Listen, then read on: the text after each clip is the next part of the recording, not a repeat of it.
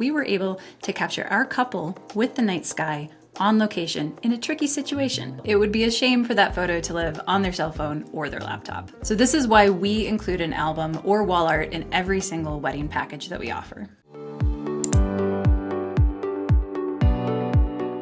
Hi everyone, we're Jessie and Moira La Plante, and today we're going to show you how we were able to capture our couple with the night sky on location in a tricky situation. And then we'll show you how we incorporated those photos into their album. So our first step was to get the ambient exposure down. We set our camera up on a tripod and dialed in 10 seconds, f2.8, ISO 2000. We adjusted just a bit from there, but that's usually a good starting point for Astro photos. Once we had a good exposure for the stars, it was time to add the flash, but not a bare flash. For a shot like this, we like to stack not one, but 3 MagMod modifiers onto our flash.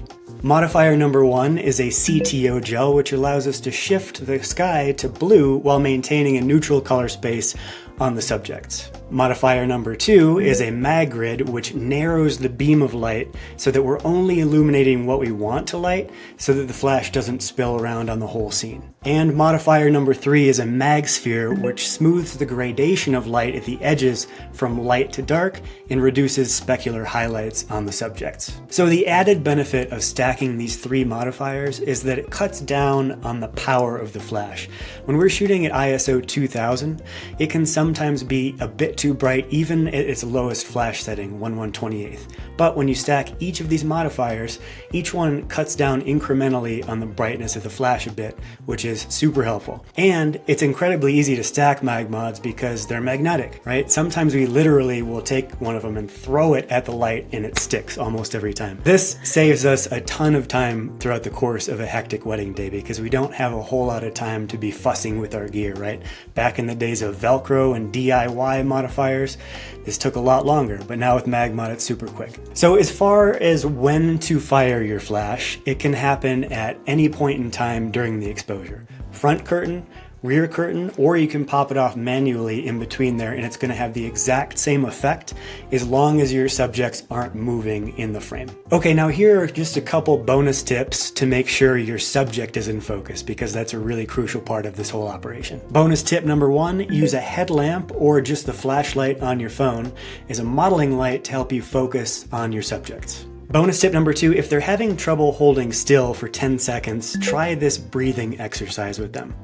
I will say, okay guys, inhale slowly through your nose, exhale slowly through your mouth, and hold.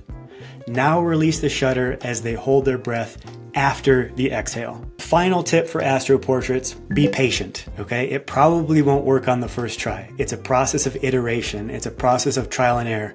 Stick with it and eventually it will begin to click, right? It's the exact same thing as learning how to ride a bicycle. Now that you have an epic star photo for your couple, it would be a shame for that photo to live on their cell phone or their laptop. Those screens just aren't big enough to do that image justice. So this is why we include an album or wall art in every single wedding package that we offer. After our couples receive their gallery, I sit down with them to customize their album and wall art together. Before our meeting, I use the Fundy Designer tool to quickly design all of the elements that I need. And in my case, that is an album layout that's already set up for my printer's specifications, wall art samples shown in real or stock rooms, thank you notes with our website on the back as a quick and easy way to connect with their guests, maybe some of who might be engaged themselves and looking for a wedding photographer, and a slideshow so I can easily share all of these designs with my clients. When I design my albums, I like to make sure I'm telling the story of their wedding day, using the layouts to highlight how it felt at different parts of the day. For example, I might include more photos on a dance floor spread to capture the excited, chaotic energy, but then I want to slow it down at the end and have one really impactful photo for the parting image.